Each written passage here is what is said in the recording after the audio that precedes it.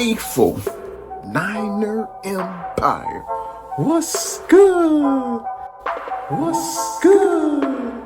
What's good? You know who it is. It's your boy, Jay in the Bay.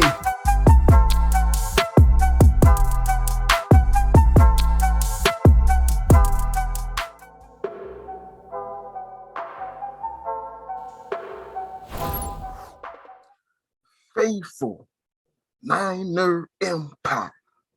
What's good? You know who it is. It's your boy, Jay in the Bay. And once again, it's a pleasure, always a pleasure to be in front of the faithful, the Niner Empire. Huge shout out to the 49ers Cutback. Huge shout out to you guys. I appreciate your support. And make sure you guys check out 49ers Cutback. Make sure you subscribe to them and also subscribe to yours truly, Jay in the Bay. Excellent water. Make sure you check me out on IG, Twitter, Facebook, all under the same name. And as you can tell, I'm in an excellent mood, faithful. I mean, I hope you guys are too, because I feel like our season is turned around. Now, granted, the Jaguars aren't much of a football team, right? But they're still a professional team. And obviously the Rams are legit. And we're on a 2-game winning streak. We are now 5-5.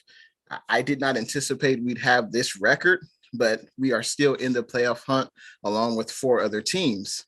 And one of those other teams is the Minnesota Vikings. And they're going to have to fly down from Minnesota to the Bay Area, beautiful Santa Clara, and face off with the 49ers at Levi Stadium this Sunday.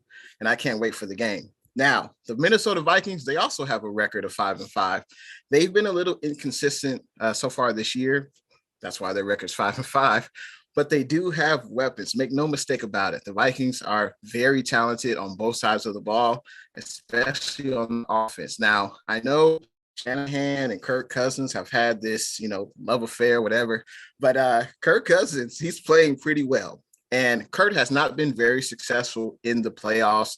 I think he only has 1 playoff victory with the Vikings so far. But he's having a hell of a year. You don't believe me? Look up his stats. Kirk Cousins so far this year, he's thrown 18 touchdowns to only 2 interceptions. That's a hell of a start to an NFL season, if you ask me. And Kirk Cousins can't do it alone. He's got 2 excellent receivers, Justin Jefferson, who, by the way, won Rookie of the Year last year. Adam Theilen, the wily vet, he's an excellent receiver as well. And Theilen and Justin Jefferson are 2 of the 12 best receivers in the NFL in regards to catches for the season so far this year. So Kirk can sling it, and Jefferson and Theilen can catch it. There's no doubt about that. And the 49ers will have, I feel, our stiffest competition as far as the wide receivers for our secondary. Our secondary will be tested this week. Make no mistake about it. I know, as I mentioned before, Kirk Cousins doesn't have the playoff success, but he's been pretty good this year. And can't forget about their running back, Dalvin Cook. Dalvin Cook is a beast. He's having a pretty good year this year. He's averaging about 4.6 yards per carry. And the run defense for the 49ers, we have struggled so far, but we have been pretty good the last 2 games. Hopefully we can keep that trend, not allowing a 100-yard rusher after this game, because Dalvin Cook can definitely run with the best running backs in the NFL. Make no mistake about it. And the Vikings defense, they're pretty good too. They actually lead the league in sacks so far this year with 31 sacks. So they can get after the quarterback. So you already know what the game plan is. Protect Jimmy, and the rest will go along and run the ball and all that good stuff. But 49ers and Vikings, 2 teams vying for the playoffs. This is going to be a hell of a game, and I can't wait for Sunday. Let's get into Jay's 5 big things. Let's get it. 4, 3, 2, 1. 5 big things. So number 1, got to talk about the 49ers secondary. Obviously, it's been injured with Jason Verrett being out for the rest of the year with the torn ACL after the first game of the season. Jaquiski Tart has spent some time on the IR. Jimmy Ward has missed some time. Emmanuel Mosley has missed some time. But I feel now the secondary is at its healthiest so far. Emmanuel Mosley is playing pretty well. He will have a great matchup this Sunday, whether it be Jefferson or Adam Thielen. I think he will have his toughest matchup of the year. And we're going to have to play pretty good football. We're going to have to play disciplined football against this Vikings, wide receiving core. We cannot have, and we've been doing pretty good with this so far. We cannot have many penalties as far as defensive pass interference. We lead the league in defensive pass interference penalties. And for the last few games, we've been doing pretty well. But trust me, Kirk Cousins will test his secondary. Make no mistake about it. And I'm looking forward to, Emmanuel Mosley, K'Wan Williams, Josh Norman. We can't forget about Josh Norman. I know he's not great in the secondary, but Josh Norman can teach our other corners, hey, knock the ball out. Josh Norman, for those that don't know, he leads the league in forced fumbles by a person in the secondary. So he has 5 forced fumbles so far, and those are big plays. Turnovers are huge, and he may not be great in coverage, but he can definitely punch that ball out, force a turnover, and get the 49ers offense the ball back. So our secondary cannot allow big plays to these 2 wide receivers. They also have a pretty good tight end. And if we do that, we'll have a better chance to have a successful Sunday. But most important with our secondary this Sunday, don't allow the big play and don't beat yourself with, dumb penalties, and keep everything in front of you. Let's go to number 2. 49ers run defense. So we've been pretty putrid, just terrible. The first, I would say, 7 games of the season, we've been pretty bad. We've had some games where we did better in the run defense than other games. Arizona obviously lit us up with James Conner. He had over 100 rushing yards, 2 touchdowns. But the last 2 games we've done pretty well against the Rams and Jags. So hopefully we can make this a trend of having good run defense, not allowing a lot of yards per carry. The defense and the defensive line especially needs to win in the early downs so we can get the Vikings into, 3rd and long and things like that. But the 49ers defense is going to have their hands full, that's for sure. Dalvin Cook is a hell of a running back. I believe he has upwards of 700 rushing yards so far this year. He had a pretty good game last week, and he will be one of our stiffest competitions as far as a running back this year. And the 49ers run defense, if we could keep him, I would say under 4 yards a carry, less than 100 yards, he doesn't get in the end zone, I think we'll be just fine. But tough test for the 49ers run defense this Sunday, that's for sure. Number 3. Keep the status quo. What are you talking about, Jay? What do you mean? Well, I think over these last 2 games, the 49ers status quo has been the running game. The running game, winning the time of possession, executing on 3rd down. That's 3 of the biggest things that I've seen improvement over the last few games, and we need to, continue that.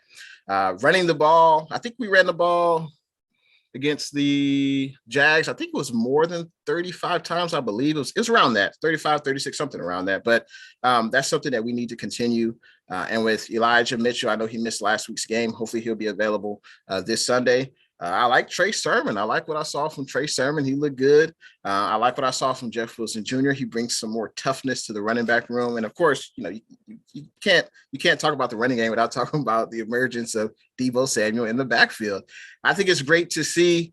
Obviously, you kind of worry about injuries with Deebo, but I think we need to maintain that standard, keep that status quo, keep running the ball. Not only will it allow us, if we're successful in that area, to win that time of possession, which is key. That's something we've done the last 2 games, we've won the time of possession, and that keeps the ball away from the opposing team's offense. And that's how you win games. This is Shanahan football. So keep the status quo, keep running the ball, keep executing at the point of attack. And I think this will lead to a victory Sunday. Number 4. Match the Vikings discipline. I was looking up the Vikings. Obviously, I haven't watched too many Vikings games this year. But one thing I've noticed, I looked at their giveaways. They've only given the ball to the opponent 6 times. I repeat, 6 times they've only turned over the ball when they're on offense. That's the best in the league. So that means they play disciplined football. This is something that the Niners will have to match.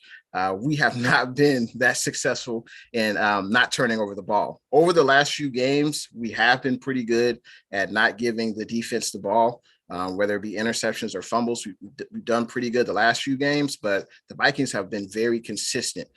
As I mentioned before, Captain Kirk Cousins, he's only thrown 2 interceptions so far, and the other turnovers were 4 fumbles. So we're going to have to not turn over the ball, and let's see if we can get a turnover on Kirk. Let's see if we can get some pressure on Kirk, make him throw the ball before he wants to. Maybe, he hasn't played a player of the caliber of Nick Bosa yet. I don't think this offensive line has seen it.